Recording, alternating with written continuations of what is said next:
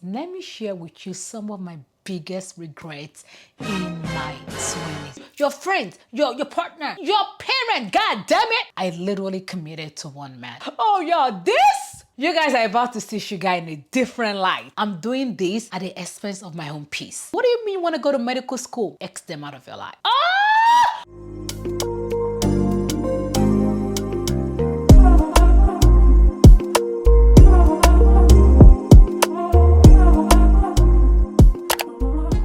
Okay, in case this is your first time seeing me, my name is Sugar. Some people call me as Sugar. All my life has Sugar. I'm an author, an entrepreneur, a registered nurse, a content creator. In fact, I'm so many things. But today, I'm your big sister. That's the most important thing because your girl turned 34 2 weeks ago, and I thought to myself, what can I give the girlies? What can the girlies learn from this 34-year-old?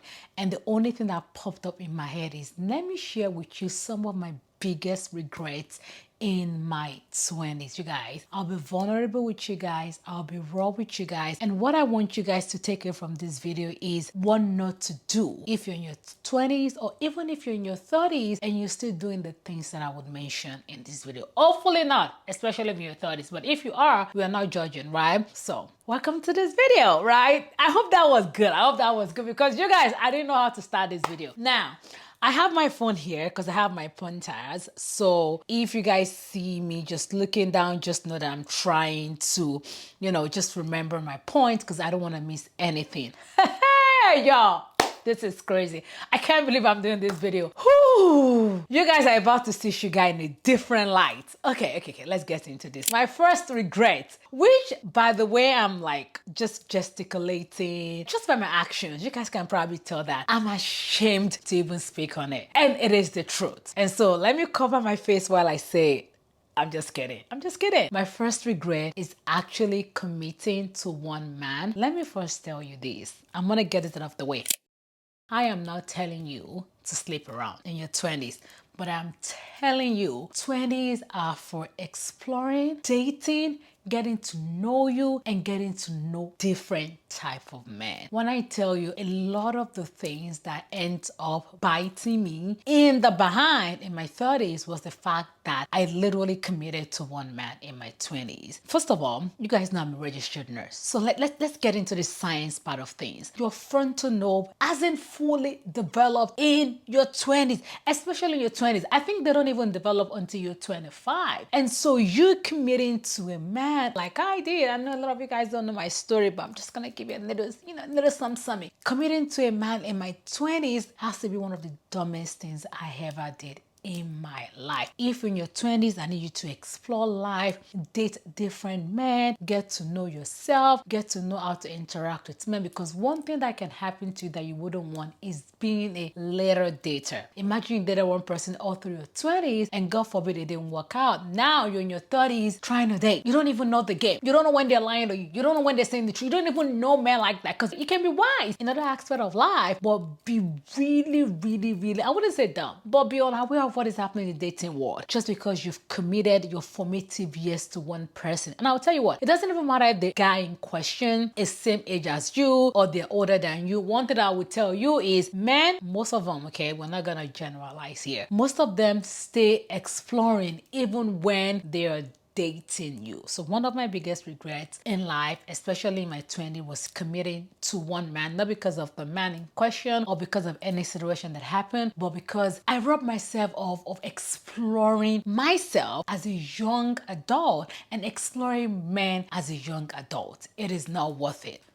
Let's not do that. Now let's go to my number two.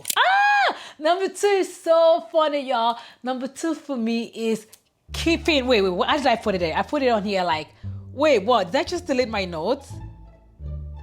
Okay, I thought I just deleted my note. Okay. So my number two is kept friends who didn't like me. Oh, you guys, let me tell you something your 20s will do to you, especially if you already have a track record of staying loyal, committed to a partner. I think if you have that tendency, a lot of us, well, hold Sugar, would also commit in the same breath to friends that obviously, now let me tell you in the beginning, they might not obviously not like you in the beginning. I don't think anybody is dumb enough, or shall I say unwise, to stay with people that don't like them. But it's the little things. It's your friend making you feel small around them. It's your friend, competing with you, either covertly or not. It's your friend just, bad-mouthing you. It's your friend talking bad about you to their other friend. It's those little things that you noticed, and because you have a tendency of being loyal and just, wanting to just keep people around you, it's that tendency that makes you stay with them,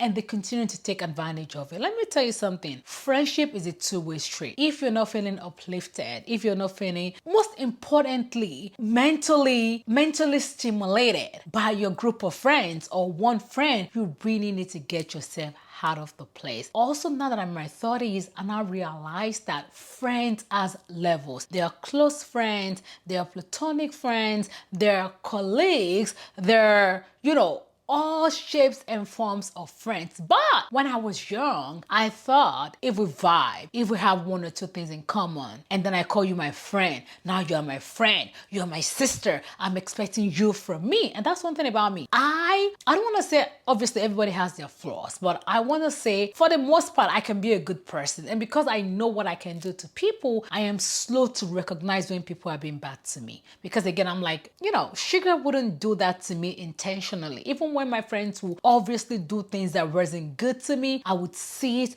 rationalize, thinking through, not even giving them a chance to explain themselves or even just something to make me know if they did it intentionally or not. But for me, I am thinking to myself, yeah, we had a good time yesterday. We had a good time last year. We've been friends for 7 years. We've been friends for 3 years. They wouldn't do that to me intentionally, but anybody is capable of doing anything. So please and please and please, if you have a small inkling, like just a small thought at the back of your mind that someone doesn't like you and they call you their friends, please do not keep them around. You do not see, the minute you start just getting off the baggage of not so good people around you, you have more room to invite people into that space. So please and please and please, in your 20s, do not keep people that don't like you. I've seen people being killed by their friends, poisoned by their friends, snatch their friends, boyfriends or girlfriend or what have you. Like, if you, again, sometimes you don't know, but if you can tell, or your friends, other friends tells you, or your partner tells you,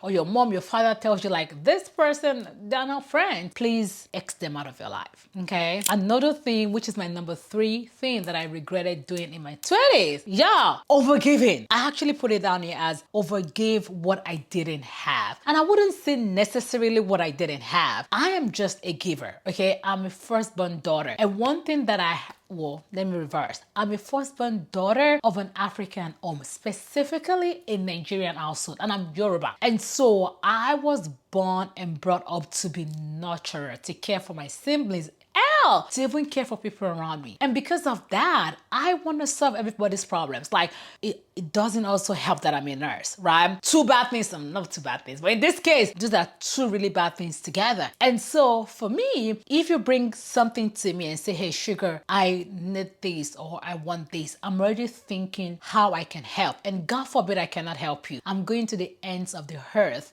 to find you solution. And one thing that I noticed during that time is takers would never stop. They would take from you until they can take no more. And so it took me well into my 30s, I want to say my 32nd, 33rd birthday, for me to start to realize, wow, first of all, no matter how much you do for people, they would never be satisfied. Oh my God. Especially as a Nigerian that has sometimes family, friends, all of that back home. And that's one example out of 2 million examples that we can draw out from. They would ask you until you freaking drop dead. I remember when I was in nursing school, obviously I was in the military, so I did get a little bit of help with tuition from military. I also was awarded loads and loads of scholarship. And so I had extra cash with financial aid and everything else. And I promise you guys, I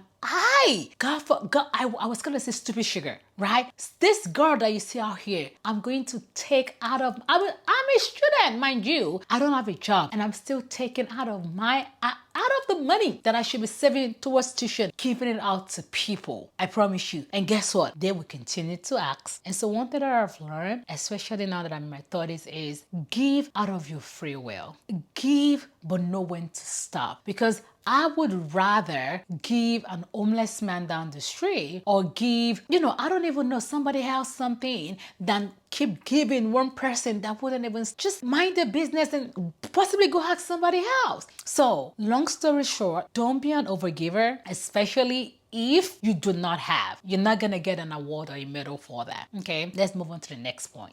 Oh, this one is so crazy and I could literally cry. My number 4 point is regretting letting my female friendships fade. Now, if you guys have ever met me in real life, I am so friendly. I get along easily with any and everybody, and this is actually one big fact about me. Actually, maybe my next video should be random facts about me so you guys can get to know me a little better. But anyways, one thing that I fail at is maintaining friendship with my friends, especially female friends, the one that I would meet randomly throughout my 20s. Now, we could fault this to number one, being overly committed to one partner and making that partner your friend, your boyfriend. You guys get the gist. And also the fact that just naturally, if people don't reach out to me, I would never remember to reach out to people. I don't know what it is. It might be the hyper independence in me, but for whatever reason, I just always think I don't need people. And so I don't need to keep people around. Now, granted, if I see you outside, I will say, hey, I remember you as a friend. If you're doing your birthday, your kid's brother, I'll reach out to you. But I just never had it in me to foster my female friendship in my 20s. And boy, I have been missing out a lot. Let me tell you something. Female friendships will be one of the best. Hopefully you meet good,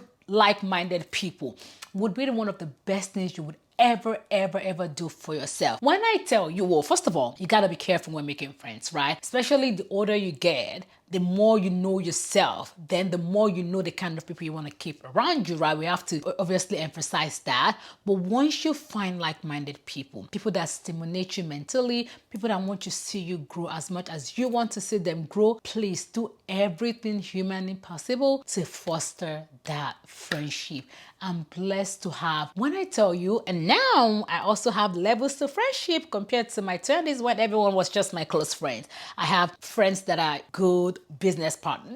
They're friends, but we talk more about business. I have people that are my friends that we talk more about social media. I have friends that we actually talk about real life stuff, like things deepest dark secrets about ourselves. And I have friends that I could hang out with and go brunch with, and I have people that I could do all of that with. But long story short, one of my regrets in 20s is I didn't foster my female friendship, and maybe I didn't even need it at that time. Because again, you have to remember, you don't miss what you don't have. But now that I have good friends around me, y'all, in your 20s, if you happen to find people that are, again, everything that I've said earlier on, keep them, foster that. What we do now in my friendship groups, like I have, different kind of friendship groups, is I call my friends regularly. I set up dates with people that are around me.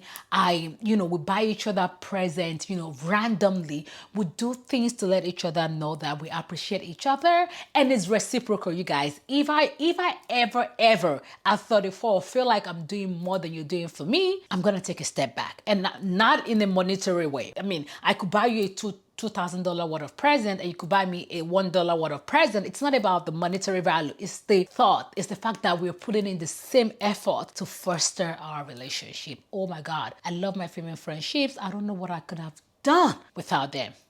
And if you guys are watching this video, I love y'all. Number 5. Oh, y'all, I need someone to actually grab a freaking cane and whoop my behind. Because what do you mean I had weak boundaries and I forgave? Oh my God. And a human being without boundaries is dead on arrival. And I'm going to be very frank with you. I don't care how successful you are. I don't care how smart you are. I don't care how beautiful you are. I don't care how people see you on the outside. Oh my God, no sugar, no sugar. If you do not have boundaries, boy, you might as well just go back to your mother's womb and be rebirthed. Because when I tell you, sugars in her 20s had no boundaries. And when I started to understand what boundaries meant, and I started to set boundaries, my boundaries were blurred. I would say things like, oh, if you ever cheat on me, I would never take you back. But guess what? You cheated me, you say sorry, we're back together. I had no boundaries. When I started setting them, it was super blurred, and I will forgive for any reason. Like, one thing about me is I don't even know how to hold grudges, even up till now. Like, the only difference between Sugar of back then and Sugar of now is I would forgive you, but you will never get back in my good graces. I'm forgiving you for myself. I'm forgiving you to find peace of mind, but I'm not forgiving you so I can give you another chance to me over again. That would never happen. So please and please, my young girlies, even if you're in your 30s, 40s, I don't care, please, let's have a solid boundary. Set boundaries. You do not come here after 10 p.m. I don't care what you're calling for. Call police. Set your boundaries and stand firm on your boundaries. Stand firm. You know when people start saying, oh, Sugar is so hard to work with, Sugar is very rigid, that is when you know that your boundaries are being set. Do not allow people to blow your boundaries, because one thing with people is you give them the chance to cross your boundary once or misbehave one time. The next time they do it, it's going to be 10 times worse. And I have 2 million story times for this. You guys see how passionate I am about this. In fact, of everything I've said to you, this is the most important. You gotta have boundaries around everything that concerns you. Your finances, yourself. Have boundaries for yourself. Set the boundaries for your life. Have boundaries for people around you, your friends, your partner, your parent, God damn it, your siblings. You gotta have boundaries. And when people cross your boundaries that you clearly set, remove yourself. I repeat, remove yourself. Do not give people a chance. I'm not saying do not forgive. Forgive, but do not give people a chance to you over the first time. Because one thing that I've learned in my 34 years of life, and take it from, because I'm talking from experience, is if people can you over once, they will you over 2 million times if you let them. So please stand firm on your boundaries. And if you want to forgive for you. In fact, you don't even have to tell them you forgive them. When people are seeking forgiveness from you, it's because they're seeking peace of mind. Let them literally, I want to say DIE, but I won't say that. But let their peace be forever shattered because they cross your boundary. Do not forgive them so they get the peace of mind they're looking for. If you wrong me, talk to God. But for me, I forgive you, but I will never give you a chance for you to do that to me again. It took me, obviously, up into my 30s to realize that. But please and please and please, the reason why you're watching this video is so you don't make the same mistake that people have made. Okay. Ooh, number 6, which literally almost ties into my number 5, right? One of my biggest regrets when I was in my 20s, I was a people pleaser. I don't know what that was, but I just don't want people to be hungry. I want everybody to like me. I don't know what it was. And I wasn't doing it in a pick me way because, again, there was even nothing to pick from. I was committed to one person all my life. But I was doing it with I guess the firstborn daughter in me. What do you want? How can I help you? And you know the worst thing of all this? I'm doing this at the expense of my own peace. I'm going to say that again for the people in the back. If you're pleasing people and you pleasing other people is bringing you so much chaos, you already missed the mark. I put something down here. I said going against yourself to keep the peace is not peace. Going against yourself to keep the peace is not peace. Let me tell you, I want to cry. All the discomfort, all the chaos that you're causing yourself piles up. And someday you're going to find yourself breaking and just almost giving up on yourself. I also put something down here. I said small self-betrayal piles up. It does. Stop betraying yourself to please people. First of all, you need to remember, it is just you. You came to this life by, even if you're twin, you're still you. God forbid you die today. Your twin is not going to die next day or the same day. Your parents don't even want that out for that. Remember, you came to this world by yourself. And do everything. I want people to say Sugar is selfish. When they start calling you selfish, it means you're doing something right, especially by people that want from you and never give to you. You gotta stop. You gotta stop pleasing people. I think I have something else that I want to say regarding that. Oh, also, no is a full sentence. When it comes to pleasing people, no. I am one person that I know quite well that what you're asking me, now this is the old Sugar. You better don't try that with me now. If you had asked me for help or something, I know quite well that I cannot do it, or I'm incapable of whatever it is that you're asking me, but I wouldn't say no. So take for example, you ask me for money. I'm just gonna use that as an example. And I'm in school, I don't have the money. I could go, you need 2,000 naira? Okay, my financial aid comes in, bear in mind, this is October, comes in January. Even though I cannot help you right now, I'm so sorry. In January, I'm gonna double it for you. What is it with me that makes me think I have to please people so much? And one thing about people pleaser is they don't even have people in their lives that is reciprocating of the same actions to them. And the minute you take your power back and start pleasing yourself and not other people, you would realize that honestly, it was never worth it. And the ones that you're trying to please, actually, they don't really care. They just want to take from you because they can take from you. And the minute you say no to them, guess what? They will find other solutions. Remember, whenever you are pleasing them, at the back of your mind, you're thinking, oh, this person might die. This person might never get a solution to their problem. I'm the only solutions to the problem. Guess what? Say no one. And they will find other means. So no to people pleasing. X to people pleasing. And finally, I regret telling people my plans, especially people that I wouldn't take advice from. One of the many reasons, well, I would say one and only reason I'm not in medical school right now is because I shared that plan with somebody that had the ability to change the course of that. Stop telling people your plans. Do you guys know the only person that needs to know about your plan is God? It's God. Don't tell people what you got going on for yourself. Show them rather than tell. People will project their insecurities to you. Oh, you know what? I'm graduating nursing school in May and I think I'm gonna get a job and I'm gonna start applying to medical school. What do you mean you wanna go to medical school? I mean, I am grateful for the life that I have right now, but I would never have known what my life would be as a medical doctor because I told someone and it derailed me from that path. And that's one of too many other examples I could give as telling people my business when I should have told God. If God placed something in your heart to do, guess the only approval you need. The only approval you need is from God.